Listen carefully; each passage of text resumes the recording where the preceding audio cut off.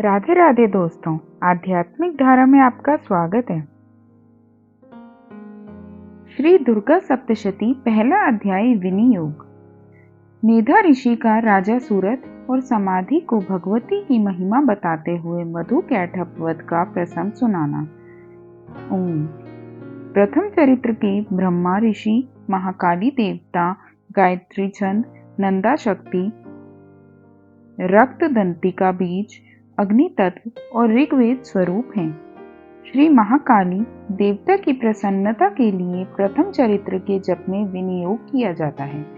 भगवान विष्णु के सो जाने पर मधु और कैटभ को मारने के लिए कमल जन्मा ब्रह्मा जी ने जिनका स्तवन किया था, उन महाकाली देवी का मैं सेवन करता हूँ। वे अपने 10 हाथों में खंग, चक्र, गदा, बाण, धनुष, परिघ, शूल, भुशुंडी मस्तक और शंख धारण करती हैं। उनके 3 नेत्र हैं। वे समस्त अंगों में दिव्य आभूषणों से विभूषित हैं। उनके शरीर की कांति नीलमणि के समान है तथा वे 10 मुख और 10 पैरों से युक्त हैं। ओम चंडी देवी को नमस्कार है। मार्कंडे जी बोले, सूर्य के पुत्र सावर्णी जो 8वें मनु कहे जाते हैं, उनकी उत्पत्ति की कथा विस्तार पूर्वक कहता हूँ, सुनो। सूर्य कुमार महाभाग सावर्णी भगवती महामाया के अनुग्रह से जिस प्रकार मनवंतर के स्वामी हुए, वही प्रसंग सुनाता हूँ। पूर्व काल की बात है। स्वारोचिष मनवंतर में सूरत नाम के एक राजा थे जो चैत्र वंश में उत्पन्न हुए थे।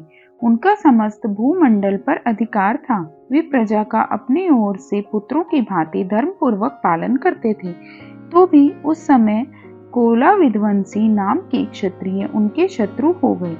राजा सूरत की दंड नीति बड़ी प्रबल थी। उनका शत्रुओं के साथ संग्राम हुआ। यद्यपि कोला विध्वंसी संख्या में कम थी, तो भी राजा सूरत युद्ध में उनसे परास्त हो गए। तब वे युद्ध भूमि से अपने नगर को लौट आए और केवल अपने देश के राजा होकर रहने लगे। किंतु वहां भी उनकी प्रबल शत्रुओं ने उस समय महाभाग राजा सूरत पर आक्रमण कर दिया। राजा का बल क्षीण हो चला था, इसलिए उनके दुष्ट, बलवान और दुरात्मा मंत्रियों ने वहां उनकी राजधानी में भी राजकीय सेना और खजाने को हथिया लिया। सूरत का प्रभुत्व नष्ट हो चुका था, इसलिए वे शिकार खेलने के बहाने घोड़े पर सवार हो वहां से अकेले ही एक घने जंगल में चले गए। वहां उन्होंने विप्रवर मेधा मुनि का आश्रम देखा, जहां कितने ही हिंसक जीव परम शांत भाव से रहते थे। मुनि के बहुत से शिष्य उस वन की शोभा बढ़ा रहे थे। वहां जाने पर मुनि ने उनका सत्कार किया और वे उन मुनि श्रेष्ठ के आश्रम पर इधर उधर विचरते हुए कुछ काल तक रहे। फिर ममता से आकृष्ट चित होकर वहां इस प्रकार चिंता करने लगे, पूर्व काल में मेरे पूर्वजों ने जिसका पालन किया था, वही नगर आज मुझसे रहित है। पता नहीं मेरा दुराचारी भृत्यगण उसकी धर्म पूर्वक रक्षा करते हैं या नहीं। मेरे सदा मद की वर्षा करने वाला और शूरवीर था, वह मेरा प्रधान हाथी अब शत्रुओं के अधीन होकर न जाने किन भोगों को भोगता होगा। जो लोग मेरी कृपा, धन और भोजन पाने से सदा मेरे पीछे पीछे चलते थे, वे निश्चय ही अब दूसरे राजाओं का अनुसरण करते होंगे। उन अपव्ययी लोगों के द्वारा सदा खर्च होते रहने के कारण अत्यंत कष्ट से जमा किया हुआ मेरा वह खजाना खाली हो जाएगा। ये तथा और भी कई बातें राजा सूरत निरंतर सोचते रहते थे। एक दिन उन्होंने वहां विप्रवर मेधा के आश्रम के निकट एक वैश्य को देखा और उससे पूछा, भाई तुम कौन हो? यहाँ तुम्हारे आने का क्या कारण है? तुम क्यों शोकग्रस्त और अनमने से दिखाई देते हो? राजा सूरत का यह प्रेम पूर्वक कहा हुआ वचन सुनकर वैश्य ने विनीत भाव से उन्हें प्रणाम करके कहा। वैश्य बोला, राजन, मैं धनियों के कुल में उत्पन्न एक वैश्य हूँ। मेरा नाम समाधि है। मेरे दुष्ट स्त्री पुत्रों ने धन के लोभ से मुझे घर से बाहर निकाल दिया है। मैं इस समय धन, स्त्री और पुत्रों से वंचित हूँ। मेरे विश्वसनीय बंधुओं ने मेरा ही धन लेकर मुझे दूर कर दिया है, इसलिए दुखी होकर मैं वन में चला आया हूँ। यहाँ रहकर मैं इस बात को नहीं जानता कि मेरे पुत्रों की, स्त्री की और स्वजनों की कुशल है या नहीं। इस समय घर में वे कुशल से रहते हैं अथवा उन्हें कोई कष्ट है। वे मेरे पुत्र कैसे हैं, क्या वे सदाचारी हैं अथवा दुराचारी हो गए हैं? राजा ने पूछा, जिन लोभी स्त्री पुत्र आदि ने धन के कारण तुम्हें घर से निकाल दिया, उनके प्रति तुम्हारे चित्त में इतना स्नेह का बंधन क्यों है? वैश्य बोला, आप मेरे विषय में जैसी बात कहते हैं वह सब ठीक है, किंतु क्या करूं, मेरा मन निष्ठुरता नहीं धारण करता। जिन्होंने धन के लोभ में पड़कर पिता के प्रति स्नेह, पति के प्रति प्रेम और आत्मीय जन के प्रति अनुराग को तिलांजलि दे मुझे घर से निकाल दिया है, उन्हीं के प्रति मेरे हृदय में इतना स्नेह है। महामती, गुणहीन बंधुओं के प्रति भी जो मेरा चित्त इस प्रकार प्रेम मग्न हो रहा है, यह क्या है? इस बात को मैं जानकर भी नहीं जान पाता। उनके लिए मैं लंबी सांसें ले रहा हूँ और मेरा हृदय अत्यंत दुखित हो रहा है। उन लोगों में प्रेम का सर्वथा अभाव है, तो भी उनके प्रति जो मेरा मन निष्ठुर नहीं हो पाता, इसके लिए मैं क्या करूं? मार्कंडेय जी कहते हैं, ब्राह्मण, तदनंतर राजाओं में श्रेष्ठ सूरत और वह समाधि नामक वैश्य दोनों साथ साथ मेधा मुनि की सेवा में उपस्थित हुए और उनके साथ यथा योग्य न्याय अनुकूल विनय पूर्वक बर्ताव करके बैठे। तत्पश्चात वैश्य और राजा ने कुछ वार्तालाप आरंभ किया। राजा ने कहा, भगवान, मैं आपसे एक बात पूछना चाहता हूँ, उसे बताइए। मेरा चित्त अपने अधीन न होने के कारण वह बात मेरे मन को बहुत दुख देती है। जो राज्य मेरे हाथ से चला गया है, उसमें और उसके संपूर्ण अंगों में मेरी ममता बनी हुई है। मुनि श्रेष्ठ, यह जानते हुए भी कि वह अब मेरा नहीं है, अज्ञानी की भांति मुझे उसके लिए दुख होता है। यह क्या है? इधर यह वैश्य भी घर से अपमानित होकर आया है। इसके पुत्र, स्त्री और भृत्यों ने इसे छोड़ दिया है। स्वजनों ने भी इसका परित्याग कर दिया है, तो भी यह उनके प्रति अत्यंत हार्दिक स्नेह रखता है। इस प्रकार यह तथा मैं दोनों ही बहुत दुखी हैं। जिसमें प्रत्यक्ष दोष देखा गया है, उस विषय के लिए भी हमारे मन में ममता जनित आकर्षण पैदा हो रहा है। महाभाग, हम दोनों समझदार हैं, तो भी हम में जो मोह पैदा हुआ है, यह क्या है? विवेक शून्य पुरुषों की भांति मुझ में और इसमें भी मूर्ता प्रत्यक्ष दिखाई देती है। ऋषि बोले, महाभाग, विषय मार्ग का ज्ञान सब जीवों को है। इसी प्रकार विषय भी सबके लिए अलग अलग हैं। कुछ प्राणी दिन में नहीं देखते और दूसरे रात में नहीं देखते, तथा कुछ जीव ऐसे हैं जो दिन और रात्रि में भी बराबर ही देखते हैं। यह ठीक है कि मनुष्य समझदार होते हैं, किंतु केवल वे ही ऐसे नहीं होते। पशु, पक्षी और मृग आदि भी सभी प्राणी समझदार होते हैं। मनुष्यों की समझ भी वैसी ही होती है जैसी उन मृग और पक्षियों की होती है, तथा जैसी मनुष्यों की होती है वैसी ही उन मृग और पक्षी आदि की होती है। यह तथा अन्य बातों भी प्राय दोनों में समान ही है। समझ होने पर भी इन पक्षियों को तो देखो, ये स्वयं भूख से पीड़ित होते हुए भी मुंहवश बच्चों की चोंच में कितने चाव से अन्न के दाने डाल रहे हैं। नरश्रेष्ठ, क्या तुम नहीं देखते कि ये मनुष्य समझदार होते हुए भी लोभवश अपने किए हुए उपकार का बदला पाने के लिए पुत्रों की अभिलाषा करते हैं? यद्यपि उन सब में समझ की कमी नहीं है, तथापि वे संसार की स्थिति बनाए रखने वाले भगवती महामाया के प्रभाव द्वारा ममता में भंवर से युक्त मोह के गहरे गर्त में गिराए गए हैं। इसलिए इसमें आश्चर्य नहीं करना चाहिए। जगदीश्वर भगवान विष्णु की योग निद्रा रूपा जो भगवती महामाया है, उन्हीं से यह जगत मोहित हो रहा है। वे भगवती महामाया देवी ज्ञानियों के भी चित्त को बलपूर्वक खींचकर मुंह में डाल देती हैं।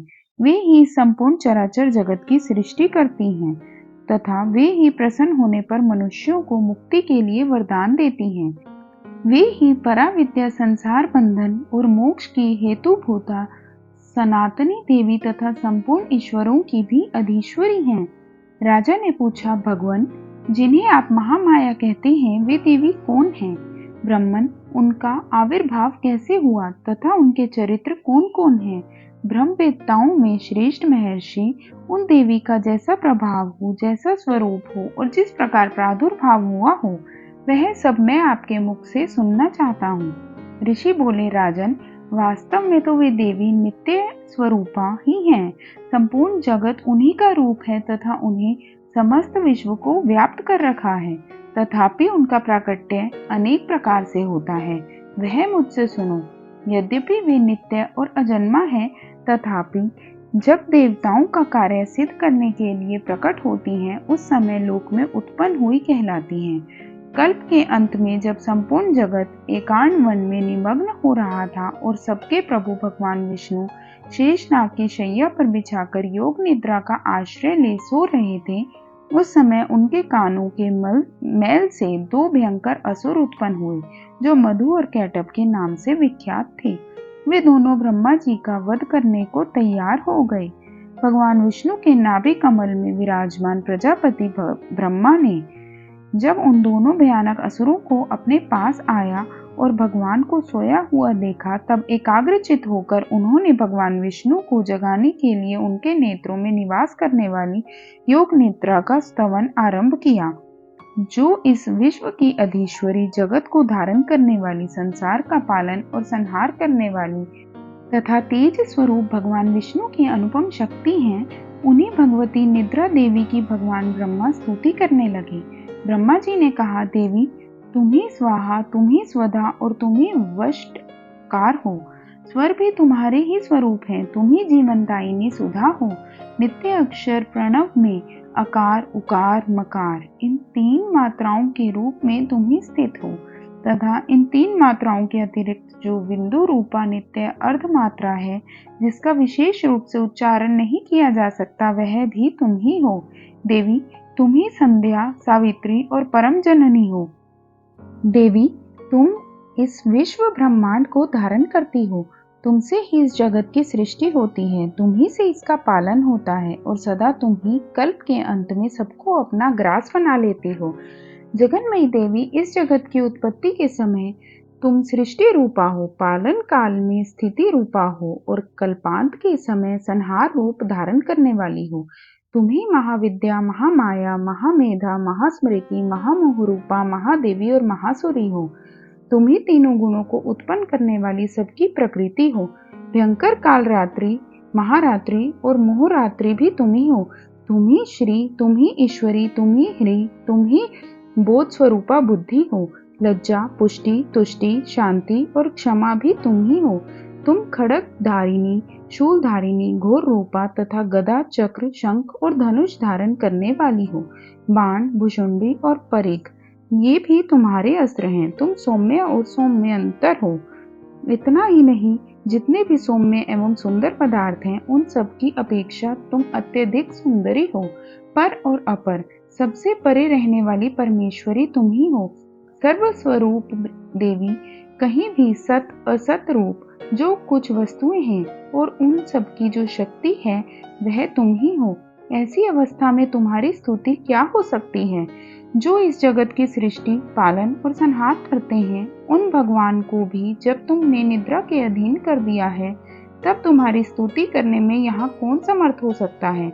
मुझको भगवान शंकर को तथा भगवान विष्णु को भी तुमने ही शरीर धारण कराया है, अतः तुम्हारी स्तुति करने की शक्ति किसमें है? देवी, तुम तो अपने इन उदार प्रभावों से ही प्रशंसित हो। ये जो दोनों दुर्धर्ष असुर मधु और कैटभ हैं, इनको मुंह में डाल दो और जगदीश्वर भगवान विष्णु को शीघ्र ही जगा दो। साथ ही इनके भीतर इन दोनों महान असुरों को मार डालने की बुद्धि उत्पन्न कर दो।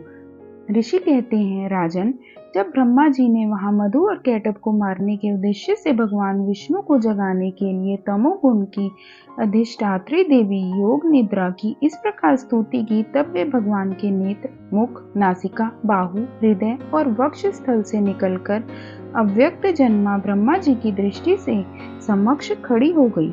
योग निद्रा से मुक्त होने पर जगत के स्वामी भगवान जनार्दन उस एकार्ण वर्ण के जल के शेषनाग की शैया से जाग उठे। फिर उन्होंने उन दोनों असुरों को देखा। वे दुरात्मा मधु और कैटभ अत्यंत बलवान और पराक्रमी थे और क्रोध से लाल आंखें किए ब्रह्मा जी को खा जाने के लिए उद्योग कर रहे थे। तब भगवान श्री हरि ने उठकर उन दोनों के साथ 5000 वर्षों तक केवल बाहु युद्ध किया। वे दोनों भी अत्यंत बल के कारण उन्मत्त हो रहे थे। इधर महामाया ने भी उन्हें मुंह में डाल रखा था, इसलिए वे भगवान विष्णु से कहने लगे, हम तुम्हारी वीरता से संतुष्ट हैं, तुम हम लोगों से कोई वर मांगो। श्री भगवान बोले, यदि तुम दोनों मुझ पर प्रसन्न हो तो अब मेरे हाथ से मारे जाओ। बस इतना सा ही मैंने वर मांगा है, यहाँ दूसरे किसी से वर क्या लेना।